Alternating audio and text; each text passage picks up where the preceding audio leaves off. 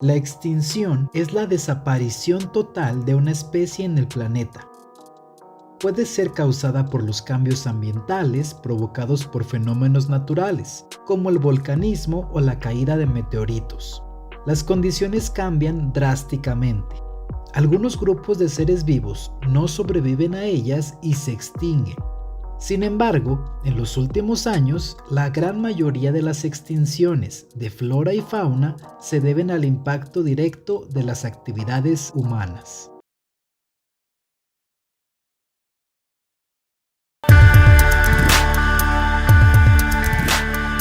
¿Sabías que el CO2 o dióxido de carbono es un alto contaminante que contribuye al calentamiento global y que se debe principalmente a la quema de gasolina de los automóviles? La quema de combustibles fósiles como gas, petróleo y gasolina han puesto en circulación grandes cantidades de carbono que afectan a la atmósfera.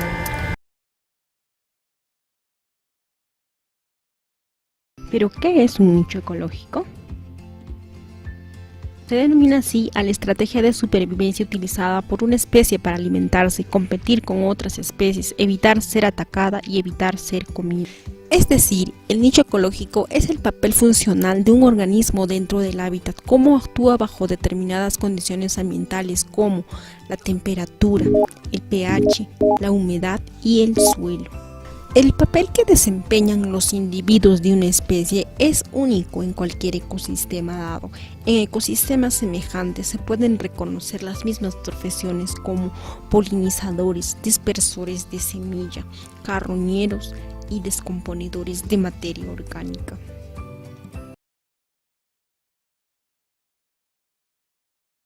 Comencemos.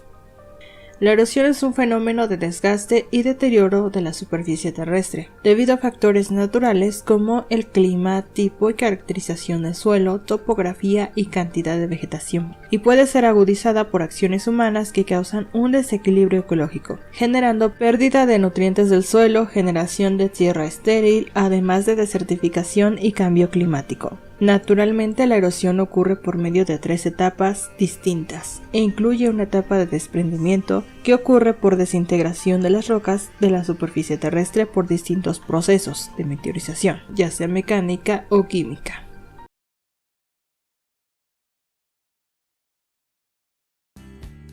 El dióxido de carbono es el gas de efecto invernadero antropogénico más importante. La mitad del dióxido de carbono emitido por la actividad humana es absorbido por la biosfera y los océanos. La cantidad restante permanece en la atmósfera durante cientos o miles de años.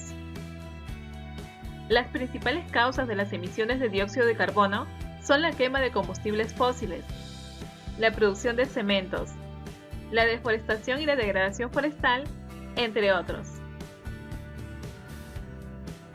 Las concentraciones de dióxido de carbono en la atmósfera han aumentado desde la época preindustrial, donde había cerca de 278 partes por millón, y en el 2016 estas concentraciones alcanzaron las 403.3 partes por millón.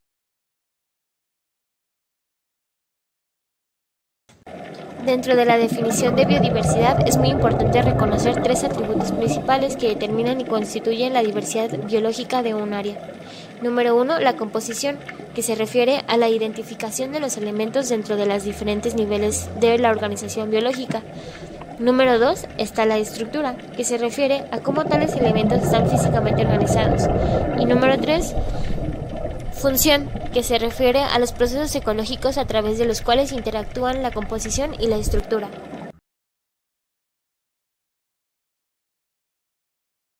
El tráfico de vida silvestre se ve motivado más que nada por una creciente demanda en los países desarrollados.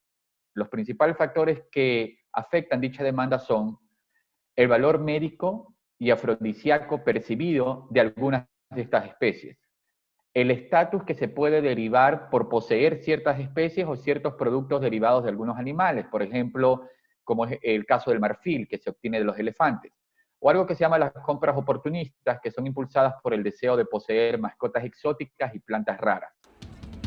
El tráfico de vida silvestre, que genera unos 20.000 millones de dólares cada año, afecta particularmente al continente americano. Estados Unidos es uno de los mayores compradores y gran parte de la mercancía que adquiere proviene de los países con más biodiversidad del mundo, como Brasil, Colombia y Perú. Solo en 2019, el comercio de vida silvestre creció entre 40 y 60% comparado con las cifras de años anteriores, convirtiéndose así en una amenaza para la biodiversidad, pues este negocio contribuye a acelerar la tasa de extinción, que actualmente supera 1000 veces el promedio histórico. Entre los animales más afectados están los elefantes, los tiburones y los tigres. El número de tigres en hábitats naturales ha pasado de 100.000 individuos a 4.000 el día de hoy en menos de un siglo. Esto representa una disminución del 96% en la cantidad de tigres en hábitats naturales. Pero aquí viene lo interesante. Hay menos de 4.000 en hábitats naturales. Pero WWF, la ONG, hizo un estimado que en el patio trasero de los estadounidenses existen 5.000 tigres. En otras palabras, hay más tigres en los patios traseros de los americanos que en los hábitats naturales en donde pertenecen. La biogeografía es la ciencia que estudia la distribución de los seres vivos sobre la Tierra, los ecosistemas, las relaciones que existen entre ambos, la relación entre los aspectos espacial y físico naturales como la geología, el clima y el agua con la biodiversidad, es decir, con las formas de vida.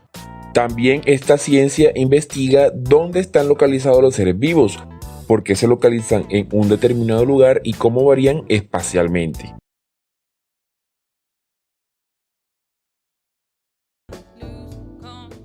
¿Qué es un ecosistema? Un ecosistema es un lugar de la naturaleza formado por un espacio determinado y los seres que lo habitan. El espacio determinado es el medio formado por componentes abióticos, como la energía, el calor, la luz, el aire, la disponibilidad de agua y de minerales en los suelos. Los seres que habitan un ecosistema son todos aquellos seres con vida, como microorganismos, hongos, vegetales, peces, aves o cualquier animal. Podemos clasificar los ecosistemas entre naturales y artificiales.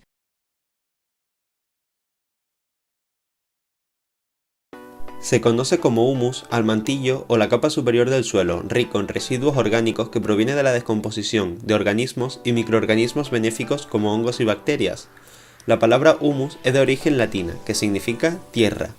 El humus se forma a través de un proceso natural, producido por la materia prima de los desechos vegetales en descomposición, como son hojas, tallos, madera o raíces, y residuos de origen animal, específicamente excrementos y excretas de animales microbianos del suelo, como pueden ser las lombrices, y otros como son bacterias y hongos del suelo. No obstante, el proceso anteriormente identificado depende en su progreso de agentes externos como la humedad, temperatura, presencia de inhibidores, materiales pesados o tóxicos.